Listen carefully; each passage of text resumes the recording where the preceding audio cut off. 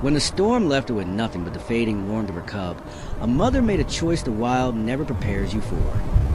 Winter arrived without ceremony, pressing down on the mountains until the forest felt smaller, quieter, and crueler. Snow drove sideways through the trees, stinging like thrown sand, and the wind carried a sharpness that burned the lungs.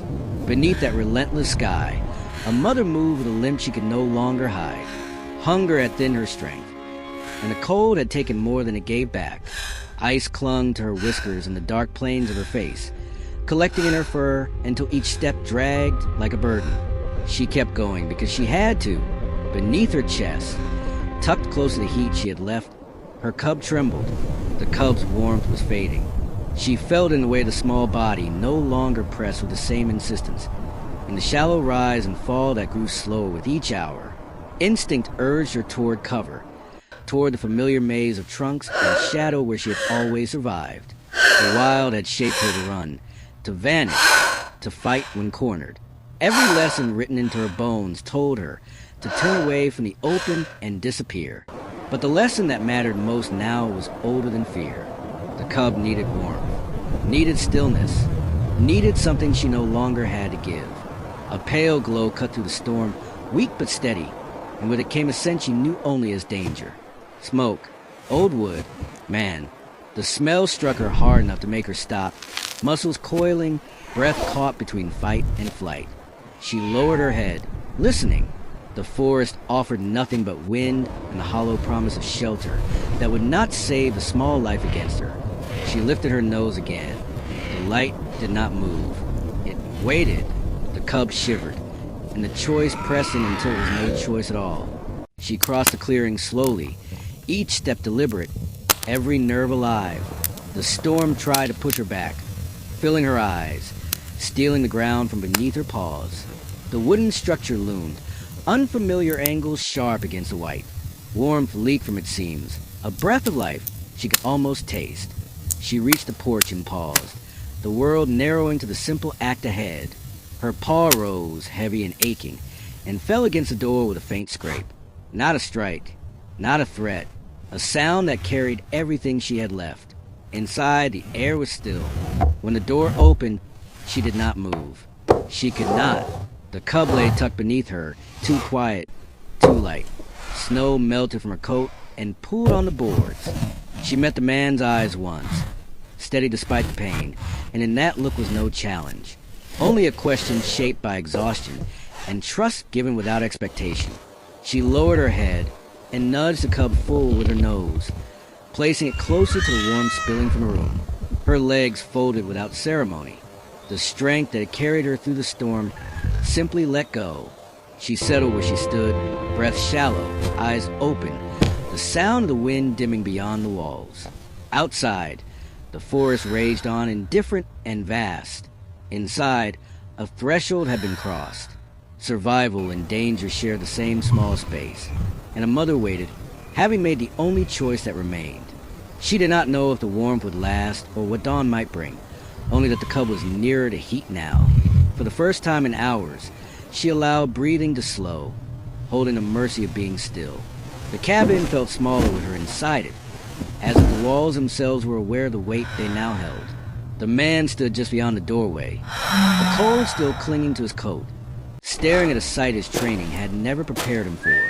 The animal before him was built for silence and power, for movement that left no trace. Yet here she lay, sides fluttering with shallow breath, her great body slack with exhaustion. The cub, barely more than a bundle of spotted warmth, was pressed against her chest. Nothing about the scene felt predatory. It felt intimate, fragile, and dangerously real. Every rule he knew rose instinctively to the surface. Keep distance. Avoid eye contact. Never turn your back. But the rules stalled in his throat, unable to find footing.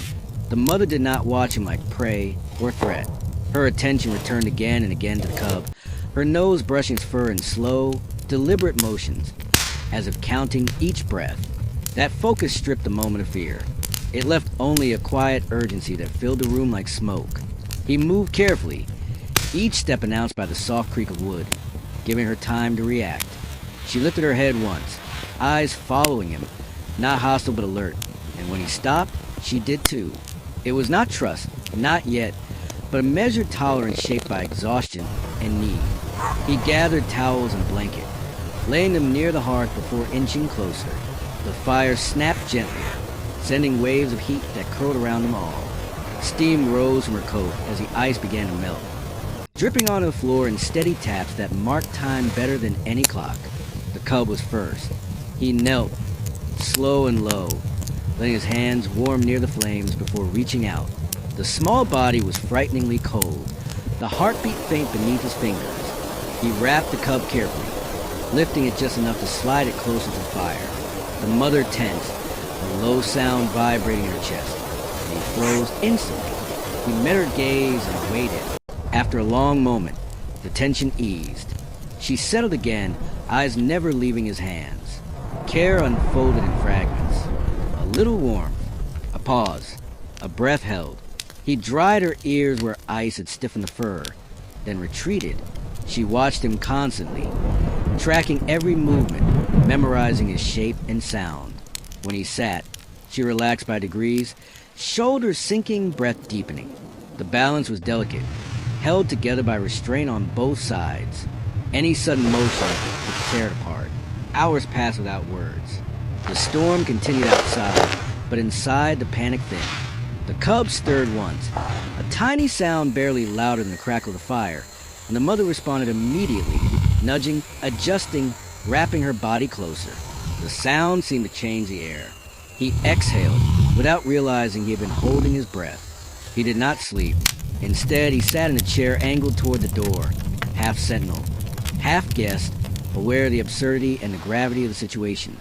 The mother shifted only when necessary, conserving strength, eyes opening whenever he moved. Yet there was a rhythm now, a shared understanding shaped by patience rather than fear. Time did its quiet work. Warmth replaced numbness. Breathing steadied. Presence replaced panic. By morning, nothing had truly changed, and everything had.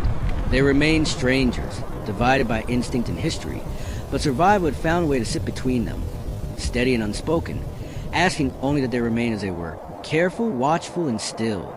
The storm loosened its grip slowly, as if reluctant to leave behind quiet it had forced into existence. Light filtered through the trees again, thin and pale at first, then stronger, touching the cabin roof and surrounding snow with promise of change. Inside, the air felt different.